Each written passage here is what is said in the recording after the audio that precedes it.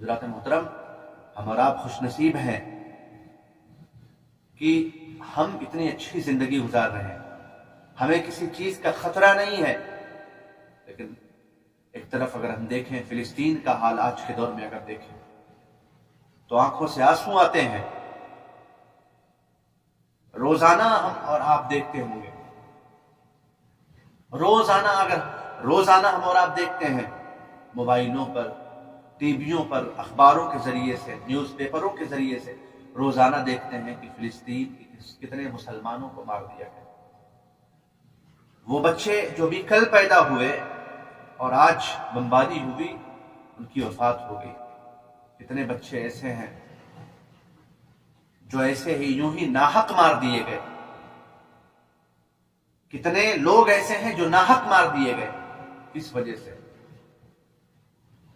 ان کو اپنا مال بچانا ہے، ان کو اپنی دولت بچانی ہے؟ نہیں، ان کو بیت المقدس بچانا ہے۔ ان کا ایمان دیکھو، آج ہمارا ایمان ہے کہ ہم ایک چائے پر بک جاتے ہیں۔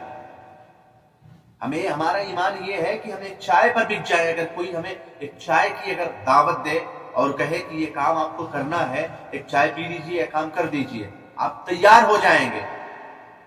لیکن قربان جاؤ فلسطین کے مسلمانوں پر۔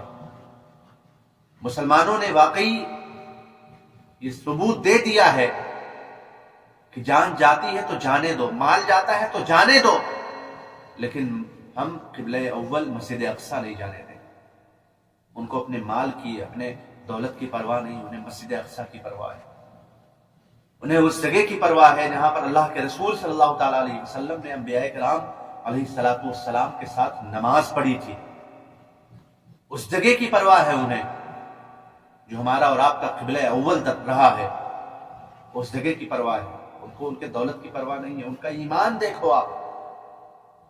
ہم اور آپ تو بک جائیں، لیکن وہ اڑے ہوئے ہیں، کھڑے ہوئے ہیں، ڈٹے ہوئے ہیں کہ میری جسم سے میری روح تو نکل سکتی ہے، لیکن ہم کسی بھی قیمت پر مسجد اقصی کا سودا نہیں کریں گے، مسجد اقصی کو نیلام نہیں ہونے دیں گے۔ اگر انہیں دولت کی پرواہ ہوتی، مال کی پرواہ ہوتی، تو مسجد اقصی کو یہودیوں کے ہاتھ سونپ دیتے اور بول دیتے ہمیں اتنی رقم چاہیے، ہمیں اتنا پیسہ چاہیے، ہمیں اتنا مال چاہیے۔ مسجد اقصی یہودیوں کے ہاتھ میں سونپ دیتے، انہیں پیسہ بھی مل جاتا، ان کی جان بھی بچ جاتی۔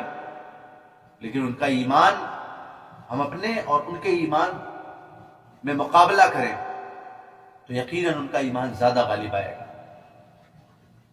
ہمارے ایمان سے کہیں زیادہ بڑھ کر ان کا ایمان ہے۔ وہ اپنی جان بھی گنوانے کے لیے تیار ہے، اپنے چھوٹے چھوٹے بچوں کی جان دے رہے ہیں، قربانیاں دے رہے ہیں، لیکن پھر بھی اڑے ہوئے ہیں۔ یا رسول اللہ، پروردگار عالم، جس حال میں تیری رضا ہے اسی حال میں میری رضا ہے۔ اگر تو چاہتا ہے کہ ہم اپنے بچوں کی قربانیاں پیش کرتے رہیں، ہم اپنی قربانیاں پیش کرتے رہیں، تو ہم اپنی قربانیاں پیش کرتے رہیں گے، اپنے اولادوں کو نچھاور کرتے رہیں گے، لیکن مسجد اقصی بیت المقدس کو پامال نہیں ہونے دیں گے۔ مسجد اقصی کو ان جاہل اور گنوار لوگوں کے ہاتھوں میں نہیں جانے دیں گے جو اس کی بے حرمتی کرتے ہوئے نظر آئے، جو اس کو طاقت و تاراج کرتے ہوئے نظر آئے۔ ان کی رضا اللہ کی رضا میں، اللہ جس حال میں تو راضی ہے اس حال میں ہم بھی راضی ہیں۔ تجھے میرے اولاد کی قربانی چاہیے، تجھے میری قربانی چاہیے، میری ماؤں کی، میرے بیٹیوں کی قربانی چاہیے، تو دینے کے لیے تیار۔ یار سوچو تو صحیح، روزانہ ہماری نگاہوں سے ایک ویڈیو تو ضرور گزرتی ہوگی جس میں چھوٹے چھوٹے بچے روتے ہوئے نظر آتے ہیں، بلکتے ہوئے نظر آتے ہیں۔ کہیں کسی کی آنکھ پھوٹی ہوئی نظر آ رہی ہے، کہیں کسی کے کہاں سے خون نکلتا ہوا نظر آ رہا ہے۔ چھوٹے چھوٹے بچے ہیں، ابھی ان کو یہ تک نہیں معلوم ہوتا یہ سب ہوتا کیا ہے، لیکن ان پر بھی ظلم کیا جا رہا ہے۔ اور آپ دیکھیے ابھی پانی بھی بند کر دیا جا رہا ہے، لائٹ کی سپلائی بھی بند کر دی جا رہی ہے، تمام چیزیں بند کر دیا جا رہا ہے۔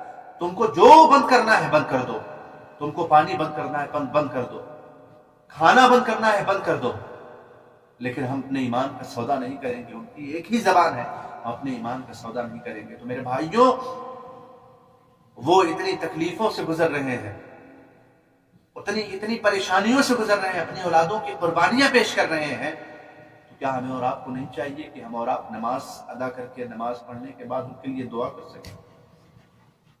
اگر ہم ان کی کچھ مدد نہیں کر سکتے تو ان کے حق میں دعا نہیں کر سکتے. یقیناً اللہ کی مدد آئے گی، ضرور آئے گی. ان اللہ مع الصابرین، اللہ صبر کرنے والوں کے ساتھ ہے.